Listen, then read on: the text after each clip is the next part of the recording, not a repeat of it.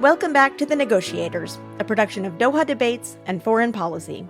I'm your host, Jen Williams. This is episode 3 of our special series, The Afghan Impasse, exploring 20 years of failed attempts to negotiate a peace deal in Afghanistan.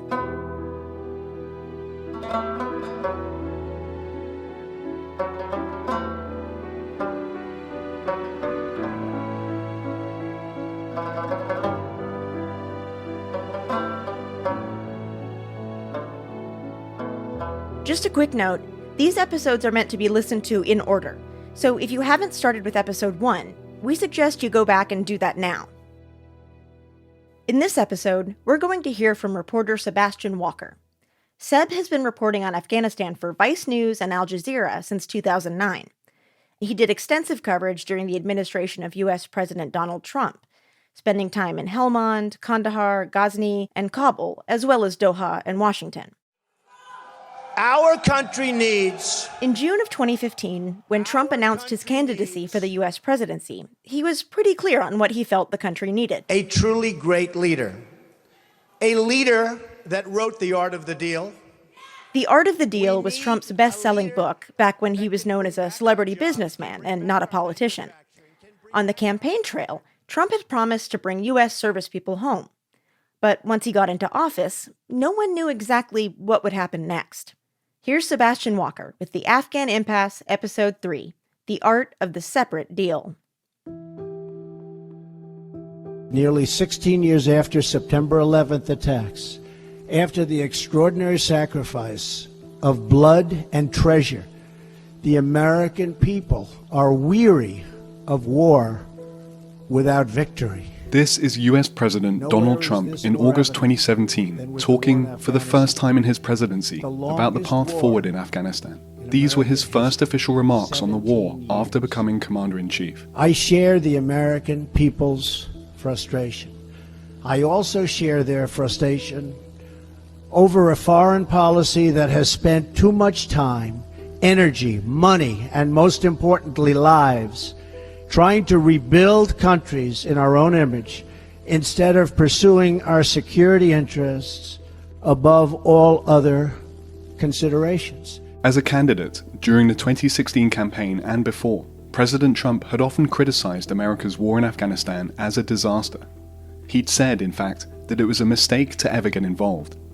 But after taking office, nobody on any side of the Afghan conflict was quite sure what he would do with the war he inherited. I was the Afghan ambassador in Washington, D.C., so I witnessed the election period and the transition from President Obama to President Trump. Hamdullah Mohib. It was nerve-wracking for someone like me who was trying to navigate the space in Washington as the elections were unfolding, because we wanted Afghanistan to be part of the agenda, but at the same time, we wanted to make sure that it also doesn't become a negative campaign issue. Knowing that there are people on both sides in the Republican and the Democratic Party that are contemplating an exit from Afghanistan, we were worried that any rash decision or policy that may be mentioned on the campaign trails would end up implementing. I was Middle East Bureau Chief for Vice News and tasked with covering Afghanistan. When the time came for Trump's first big announcement on his plan for the war, I too remember thinking anything was possible. Thank you very much. Thank you. Please be seated. He took the stage at Fort Myer Base in Virginia, flanked by his Vice President, Secretary of State, and key military officials. Was this the moment Washington was announcing its withdrawal from Afghanistan? My original instinct was to pull out. And historically, I like following my instincts. But all my life, I've heard that decisions are much different when you sit behind the desk in the Oval Office. Rather than withdrawing, Trump effectively doubled down on a war he said the US military should be, quote, fighting to win.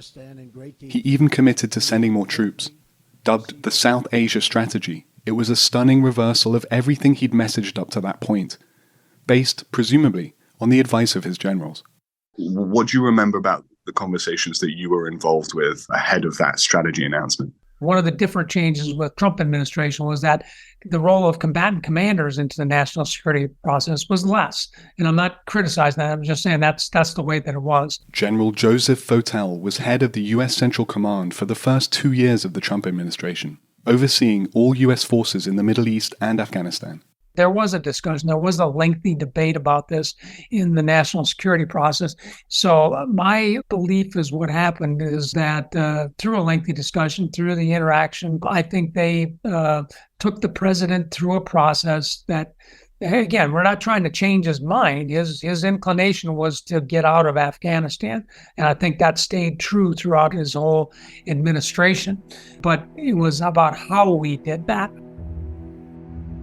In September 2017, Defense Secretary Jim Mattis said an additional 3,000 troops would be deploying to Afghanistan as part of Trump's new strategy. But it wasn't long before it became clear that it wouldn't be enough to turn the tide. Deadliest day this year for American service members fighting in Afghanistan. 3 U.S. troops were killed when an IED exploded. 11 soldiers have been killed in Afghanistan after a gunman attacked a military academy in the capital, Kabul. More than 100 people are dead, hundreds more injured, most of them civilians. And this is despite all the efforts the United States have been taking, to defeat the Taliban. And what do we have? The Taliban is all but expanding their presence in the country. They gain more territories. Over the next 12 months, Taliban fighters chalked up notable successes on the battlefield, expanding their control of territory, and even briefly capturing Afghanistan's 6th largest city, Ghazni, in the summer of 2018, with fighters boldly roaming the streets of a major urban centre less than 100 miles from the capital, Kabul. So that road just below us is the main north-south highway. It leads down to areas in the south that are controlled by the Taliban. Our Vice News team was among the first international journalists to get into Ghazni after the city was retaken. The Taliban couldn't hold it for long, but the audacity of that attack and others were putting the lie to any narrative of overall progress.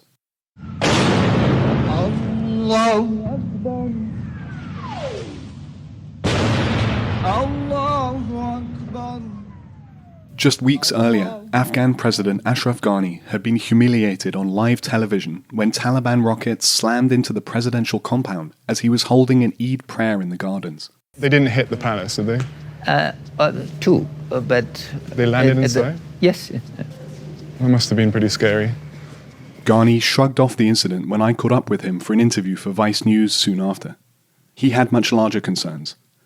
A growing sense that attitudes were changing in Washington, that commitment to the Afghanistan project was at its limit, and that his government's weak position could see them sidelined from negotiations between the US and the Taliban. What do you think the government actually has to offer the Taliban? If they don't like the conditions that you're offering, what's to stop them just waiting out the Americans? The issue is not waiting out the Americans. Can they wait out the Afghan people?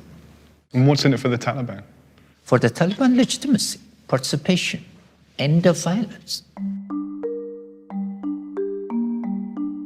Ambassador Hamdullah Mohib remembers this period as a crucial turning point in the way Washington was approaching everything.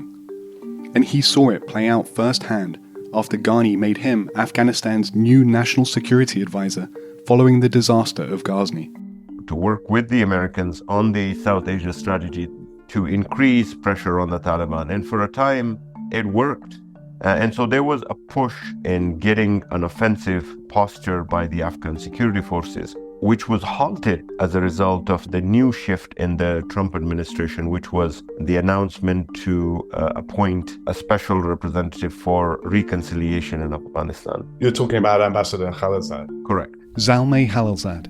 We heard from him earlier in this series. He's the Afghan-born diplomat who attended Bonn as a representative of the US. Now, President Trump had given him a new job: to negotiate the US exit from Afghanistan. And so the South Asia strategy was working, but it was abandoned. There was no announcement that said no more South Asia strategy. It was abandoned in kind of tactical retreat.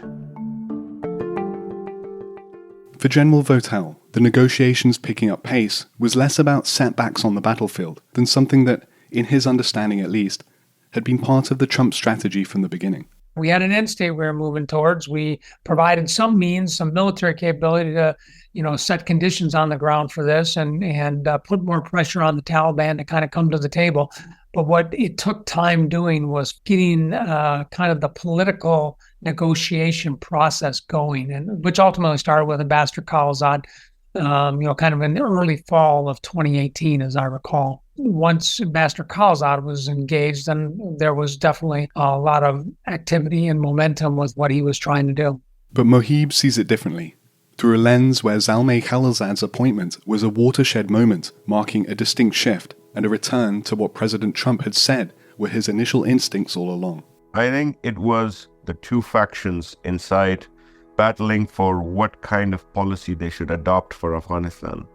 The traditional Republicans who wanted the South Asia strategy were ousted, and Trump didn't have the patience to continue with, and so he reverted back to his original thinking on Afghanistan. And I think peace never had a chance in Afghanistan. Peace requires patience, and Trump wanted a quick win. If you were seeing it from the Taliban's perspective, seeing a desperate America wanting to get out, there was no chance for peace.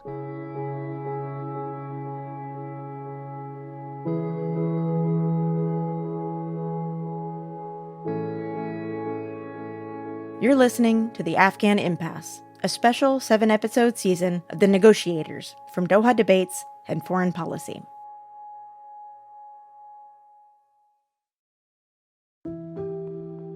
Zalmay Khalilzad didn't have the simplest of tasks, finding a path to extricate the US from nearly 20 years of war in the quickest way possible without causing bigger problems down the road.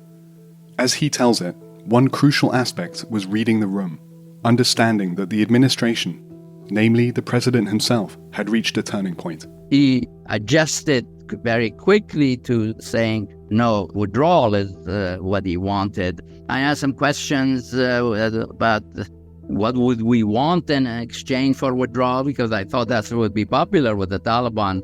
They want us to get out, so what would we ask in exchange? It was becoming clear to everyone that the US needed an exit. But deciding to sit down with an enemy the US military had been fighting for so long was a major moment. By this time in the war, 2018, 2019, we've been at it for a while. By that point, I think we knew we had to talk to our adversaries. I do think the overall strategy is working. When I met General Votel in Kabul in September 2018, I asked him directly if the prospect of talks felt like a defeat for commanders who'd seen their troops die for a cause that now seemed disposable.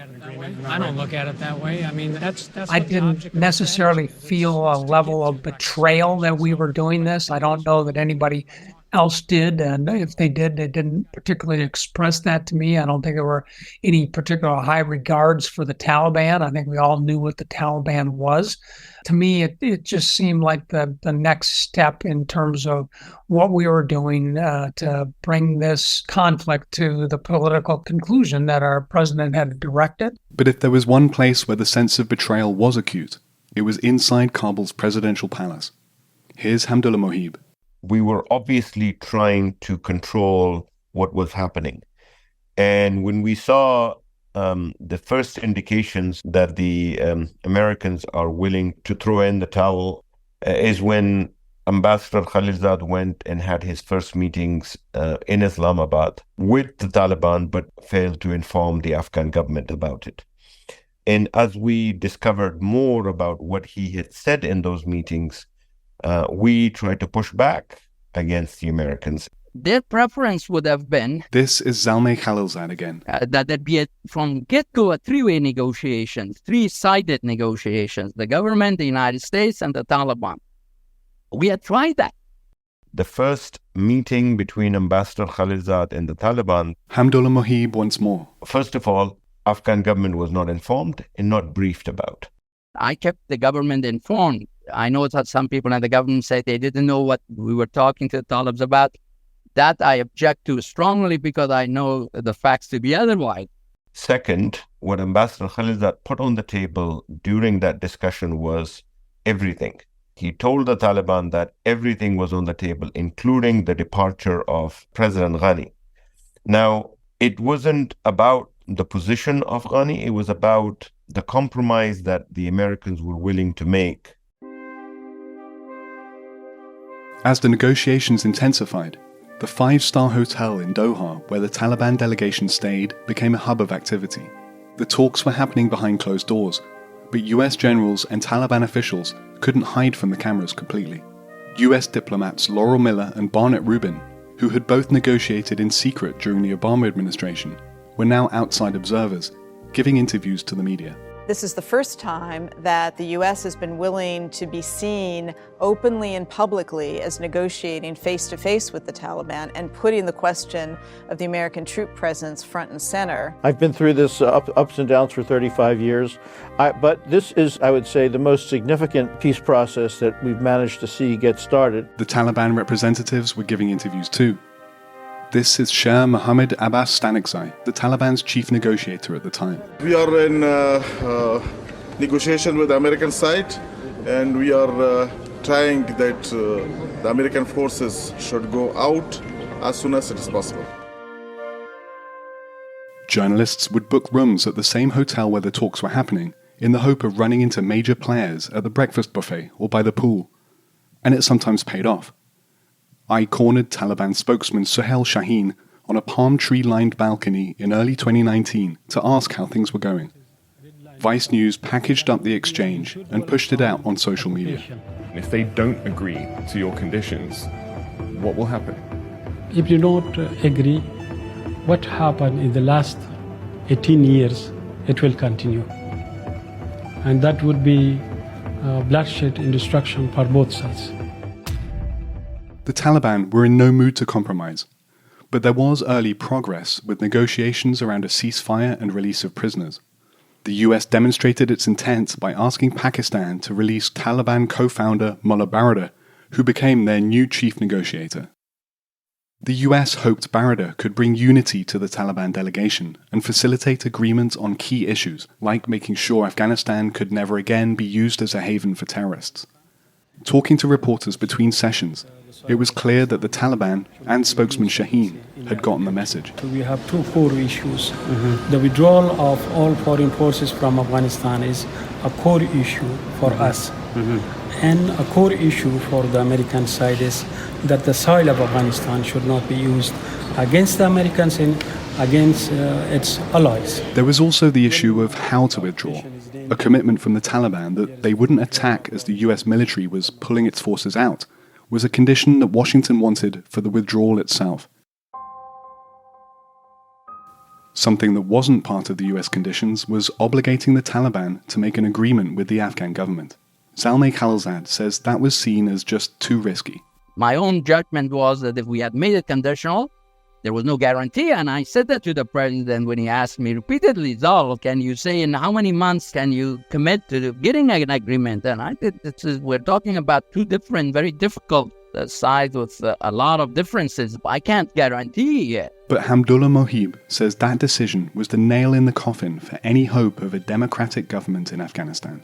In our opinion, if the objective is peace, by him putting everything on the line, means that the Taliban have no reason to negotiate a peaceful settlement. And so it would lead to the catastrophic collapse of the Afghan government. It will take away a fighting chance for our republic. For Khalilzad, the terms of the agreement showed that the US had simply lost faith in the Afghan government's ability to come to an agreement with the Taliban. The fact that we didn't make withdrawal conditional on a deal, that's a strategic decision that was made. And that showed lack of confidence in the government as well as in the other Afghans, whether they would ever make a deal. This lack of confidence by whom? Who gave Ambassador Khalilzad any confidence? Why would there be any confidence in him in being able to deliver, but not in the elected president of Afghanistan and also the other elected leaders, the parliament, and others to be able to come together? It was very colonial behavior. To this day, Mohib says they were blindsided by the extent of the US willingness to sacrifice the gains of the last 20 years to get a deal. And he's still bitter at how things were handled. Respect is where many deals either succeed or fail. And the Afghan government and the Afghan leaders were not afforded the respect for them to be able to create an environment for themselves, to lead their own country's efforts. The Afghan leaders were robbed of an opportunity to try to create peace in their own country. More than any other issue, the decision to put a timetable for withdrawal of US forces has been viewed as a major strategic error, and the main cause of the dramatic Taliban takeover in the summer of 2021. Here's General Votel. We've had a narrative in our country about not setting timelines, and then we turn right around and do it ourselves. It just sent all the wrong signals about what we were trying to do, where we were going with this, and basically made it very easy for the Taliban just to wait us out, because they knew we were tired. We knew we were strategically tired of this. We were impatient. We wanted to be out of here. All they had to do was wait a little bit longer. But Ambassador Khalilzad says the deal he structured had provisions to prevent that kind of a collapse. He claims that the US withdrawal was supposed to be phased and conditional. I briefed the Congress. I spoke to the Afghan media. This was a package deal, a condition-based one, and that we were going to review the performance of the Taliban when we got to 8,600, the level that our military leaders thought was safe. We could still do the mission.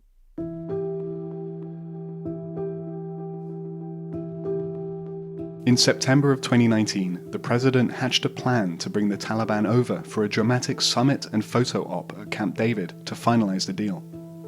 But that event never happened. Before we begin, I'd like to congratulate all of those incredible people that have worked for so long on our endless war in Afghanistan, 19 years, going on 20 years. In February of 2020, when the deal was finally struck, its announcement came almost as an afterthought. Trump broke the news in surreal fashion during a White House briefing on the COVID pandemic. If bad things happen, we'll go back. I let the people know we'll go back, and we'll go back so fast, and we'll go back with a force like nobody's ever seen. And I don't think that will be necessary. I hope it's not necessary. The president promised that he'd be keeping a close eye on the situation and meeting personally with the Taliban to make sure they lived up to their end of the bargain. So I just wanted to bring that up before we begin on a topic that has become very, very important to everybody. First of all, but the administration had bigger concerns than what might happen in Afghanistan. At this moment, we have 22 patients in the United States currently that have coronavirus. Unfortunately, one person passed away overnight. Just as President Trump's idea to meet personally with the Taliban never happened, neither did the promise to review the deal before the final withdrawal of US troops. By then, President Joe Biden was making the decisions. President Biden did ask me to extend the timetable with the Talibs for an additional 4 months. But we actually didn't do the review because the desire to leave was stronger than the conditionality required in the agreement.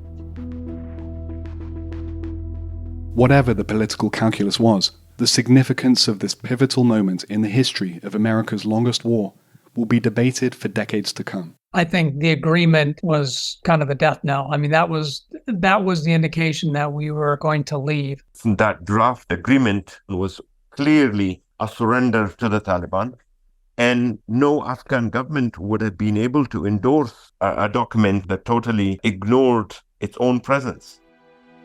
In fact, there's only one person we spoke to who's still hopeful that something good will come out of the Doha Agreement, as it's come to be called. That's the person who negotiated it, Ambassador Zalmay Khalilzad. I think we reestablished deterrence on terrorism, which was what took us there.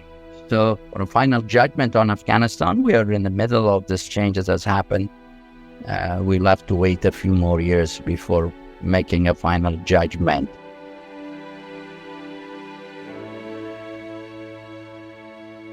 As soon as the Doha Agreement was signed, the clock started counting down to May 1st, 2021, the day that the US had agreed to withdraw all troops. That gave the Afghan Republic and the Taliban 14 months to negotiate a power-sharing deal. That was later extended to 18 months by the Biden administration.